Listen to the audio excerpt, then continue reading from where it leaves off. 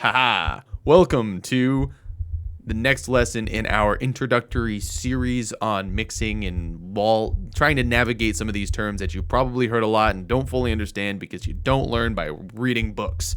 Completely fine. Everybody learns differently. So we're going to start with EQ or equalization, and I'm going to do this. Let this keep playing underneath here while I go over some facts that you need to know. So equalization, as defined on Sweetwater.com, is the process of changing the timbral or tonal characteristics of a sound or signal by boosting or cutting the level of various frequencies or frequency ranges. That probably sounded like it came out of an episode of Star Trek. Let me try to clarify. So as we probably all know, or you may have heard, all sound is made by vibrations through the air measured by hertz.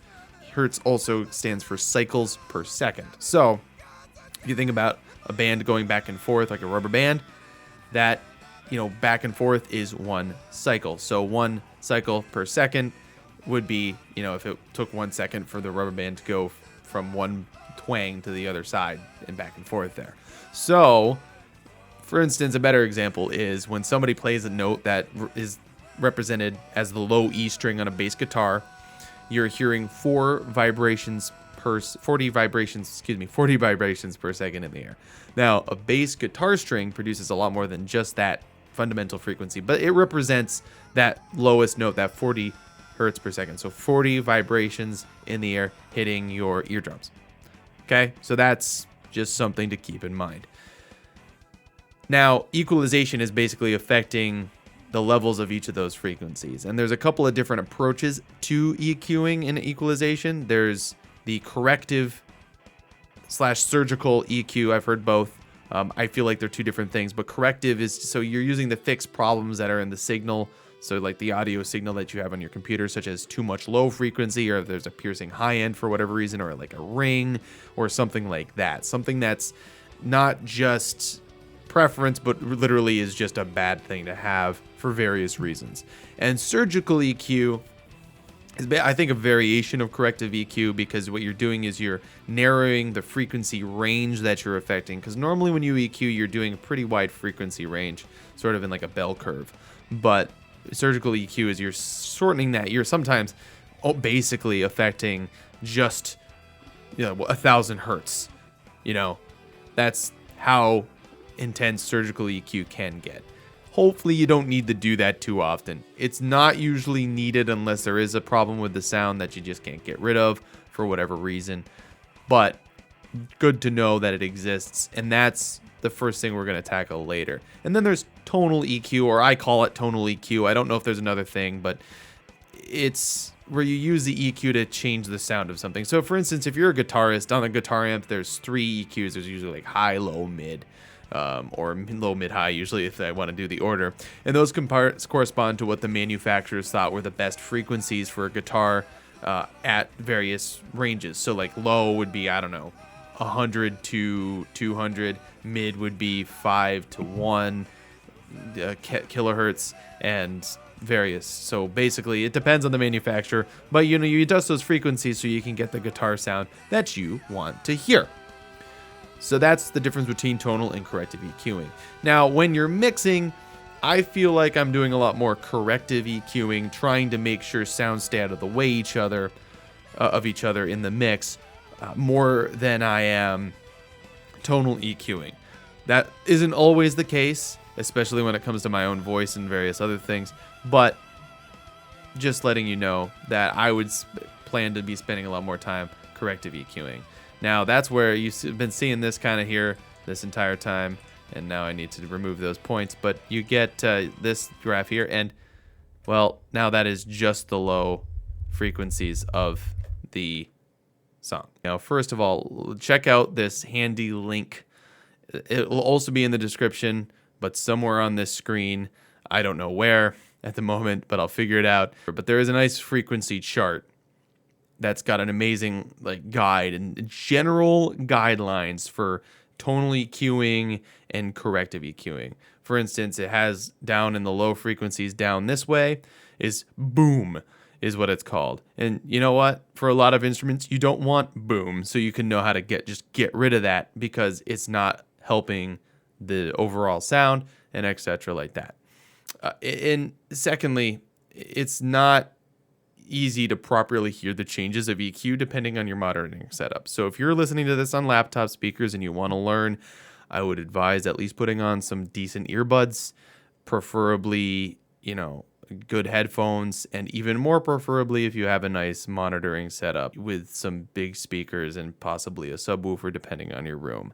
Now, I know that there's a lot of resources that people don't have, but there are a lot of resources online about what's good to monitor with, and I can't get into it now because we'd go on forever, but there is various resources links I will provide in the description for you all. So if you want to learn further your education before I release my next tutorial video, that's what you want to do. Now let me show you here. This is called Reefer, R-E-A, F as in Frank, I-R. And it is actually produced by the guys who make the DAW Reaper. And it's for free. You can get it on Reaper's website, again in the description because I can't do it in the video. And it's a great DAW actually. If you are looking for something budget, I think it's like $50 for the base model for personal use. And actually, as far as I know, it's a demo that you can try for as long as you want with full access. So if you have a decent enough computer, perhaps if you're a gamer and you want to start trying to mess with this stuff, Reaper's a good choice. So if you're worried about having to drop money on all these new fancy plugins like EQing or linear phase or what have you, don't worry about it. This one's great. It's a little CPU heavy, but it does a really good job. So please get it, and it's got a great interface. And it has this great analyzer of the frequency range, which you can see here when it pops up. See, that's fantastic. It's really great. Get it. One of the biggest things when you have a mix, and again, this isn't going to work for like Audacity, but you should be able to get a master bus or the final master out and be able to load a plugin or two into it, such as this for like an analyzer. And what you want to do, and I'm going to turn up the volume just a little bit here to make sure that you can hear the low end for some of those folks who don't have great speakers. But you put this on your bottom end because what happens is low end frequencies take a lot more energy to produce because not only are the cycles per second lower, but because the cycles per second are lower, the wavelengths are longer, and therefore, in order to make them seem as loud to our ears as well, just because of how we're built, it requires a lot more energy. So when you have things going on in this register that you don't need, one, it makes it harder for you to have a clean mix, and secondly, it sounds indistinct. So if you have it play it on a big system, you don't hear good, tight low end. You just kind of hear a which you don't really want to hear. So I normally use 100 hertz cutoff. I don't really want to get into the discussion. I just normally anything below 100 hertz. And so basically what we're trying to listen for is we only want to hear the bass drum, the kick drum here, the bass guitar, and maybe these toms. Okay, that's all we want to hear is the low toms. I mean, the high toms we don't really want to hear. So let's just hear what that sounds like.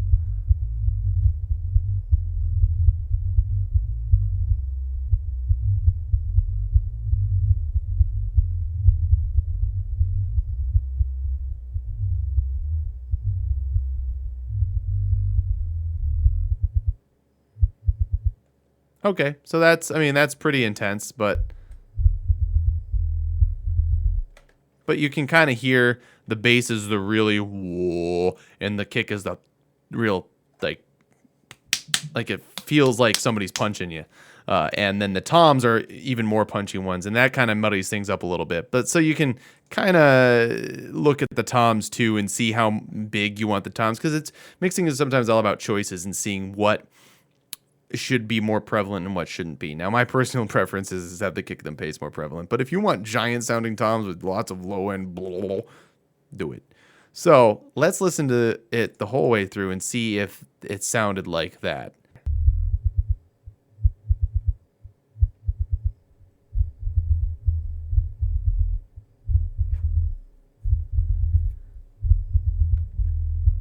All right, so I already heard one thing, and it might have been hard for you to hear, but I heard the snare present in our mix, and which is interesting because these are actually pre-EQ'd drums. So clearly I was not paying proper attention at the time. So what you do is I'll turn this up as much as I can so you can kind of hear it here. So you can hear so you don't want your snare drum at all in this frequency range. So what you're going to want to do is take a high pass filter with this EQ. Now you can use reefer if you want. I'm not going to use reefer because it's processor intensive, but you basically would want to draw it so that you're cutting off anything below 100 hertz.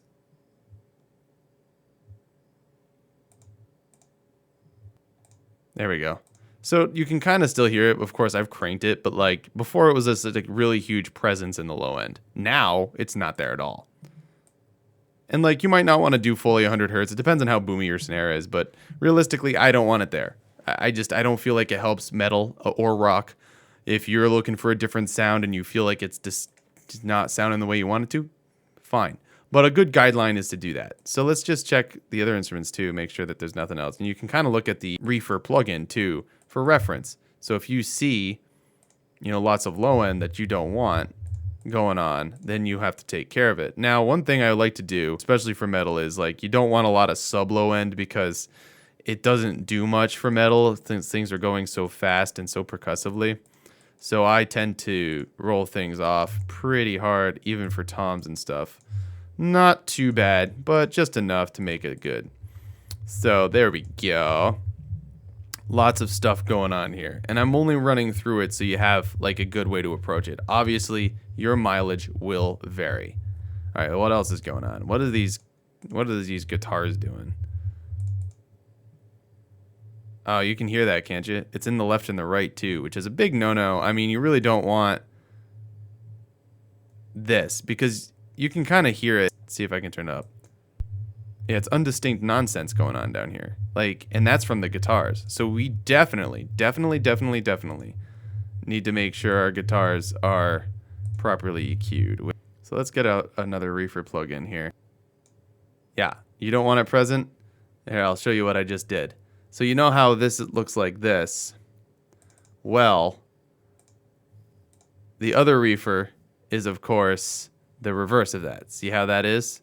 So you're going to want to do that for both your guitars. See, now we don't have and now if there's a little bit, I mean, sometimes the noise just happens, but you don't want very much at all, especially since there's not really much going on for the guitars below 100. There's a little bit, but not really enough that isn't carried by the bass. So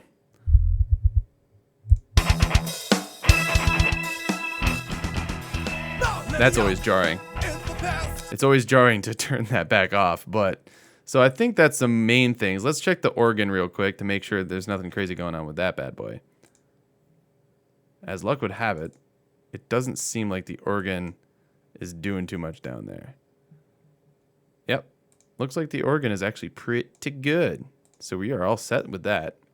So that's really all you have to worry about. Sometimes vocals, but usually if you're recording the vocals properly, you already have some kind of filter on them that prevents them from being an issue.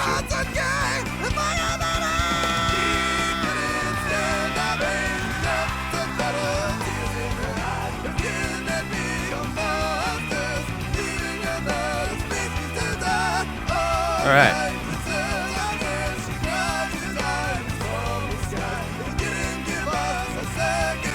Now you may be wondering, what does that do? Well, it doesn't do a lot if you don't have like a sub going on, but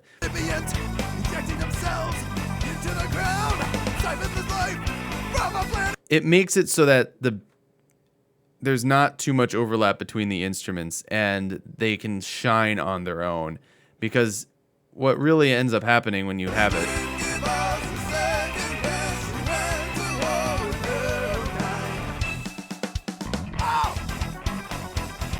see, when you turn it off, the guitars get louder and they eat the bass. If you turn that back on, the guitars get perceptibly quieter. And the guitars get perceptibly quieter, so you can turn them up a couple notches without having them eat up the bass and be nice and loud and you don't have to, like, again, it just helps things shine through better. That's the big point.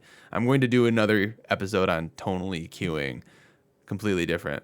But let's real quick do working on the high end, because you want to make sure both the extreme highs and the extreme lows are clear, because it's a tendency to sort of, boost above 10 kilohertz for presence and just, ignore, consequences be damned sort of thing. And you don't really want to do that. Realistically, you shouldn't hear too much like what you're hearing right now.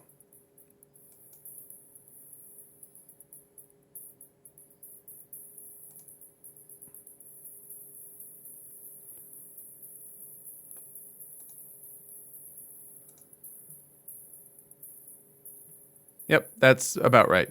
So if you just hear this, you should hear some vocal once in a while.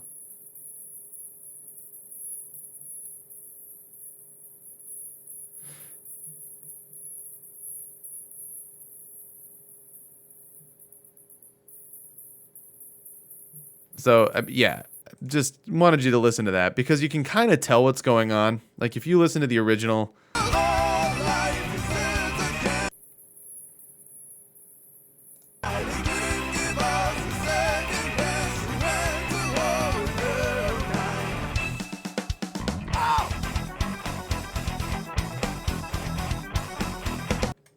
maybe that's how you have things set up. But basically, you want some sizzle from the tom, like some things. You want some strikes from the toms once in a while, because there is some that go in there. I don't like having a lot of guitar up there, but sometimes a lead guitar will be. So if we listen to like the bridge section here. Actually, it doesn't even look like my lead guitars have that much.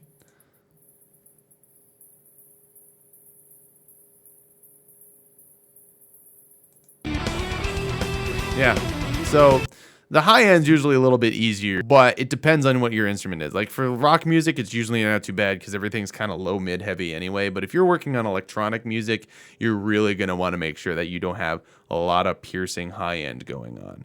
It's kind of important to make sure that you keep those frequencies clear. Now, the other thing to keep an eye on is mid-range, but one of the things you can do with that is just like for guitars, divot a little bit around 900 to 1000, because that's where the mid-range for vocals sits. And, do that for all the non-vocal instruments, and that way the vocals the only thing taking up the space. But, if you want to listen to right here, 1000 hertz, maybe 3000 hertz, you just basically want to listen to see what in the world is going on in this one.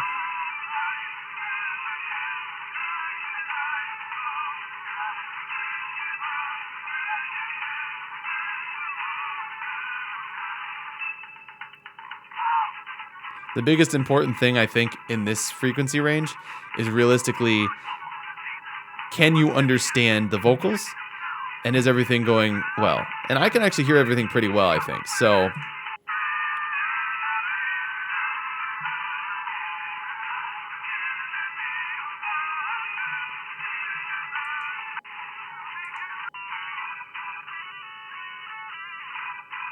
sounds like it's happening far away, but just wanted to make sure you listen to that. So that's a guide to corrective EQing. So basically what you've learned is listen and make sure that when you have everything in there, that there's not too much stuff going on the low end, because if you have too many things going on down there, it sounds gross. And you don't really want a lot of extra frequencies happening in that register if you want a clean mix. Now, sometimes there's exceptions to everything, of course, but that's the one thing. And then you could correct the high end too. And you can correct mid-range. So if there's for some reason this really brassy tone, then if there's a ring that's happening in the snare, you can go and find it in the snare. Now, you basically take the reefer plugin and you do a sweep. So you just check it out here. Let's see. Well, let me do this if I remove all these points.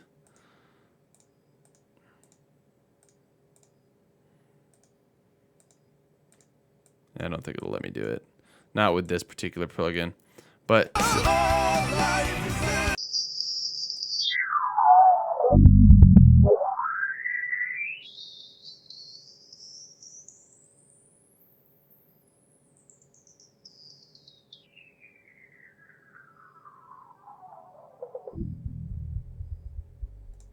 I didn't hear anything that offended me. But so if you hear like a ringing sound you basically do that, which is called an EQ sweep, and you boost up like a single frequency and you try to determine where that is and cut it out. And that's how you do a surgical EQ. Basically, get reefer, check your low end always, check your high end always, make sure there's not too much clutter going on in your mix, and figure out what instruments you want to be carrying the low end especially, but then see what what the clarity of the high end is, because if you have a lead guitar boosted up too much above 10K, it's going to sound nasty. If you have much more than the sibilance of a vocal up in that register as well, it's going to sound nasty. And you just want to make sure that you keep an eye on all of those things, because it'll help improve your mixes and they'll be cleaner. There is no rules, just guidelines. And this is a good way to get started. So if it's not sounding the way you like still, try to add some of that low end back in if you really want a crunchy thing. Just don't be afraid to experiment, but this is a good way to get started and make sure that there's clean stuff going on. We'll be back in the future. I'm going to get to talk about some other EQing techniques, and then we'll talk about compression, which is, of course, ridiculous as heck always. So thank you so much. And if you've enjoyed this video, the Patreon does cover these types of videos as well. And if you really just enjoyed it, hit that subscribe button. I do about one of these a month. So hope you enjoyed. Hope you have a great rest of your day.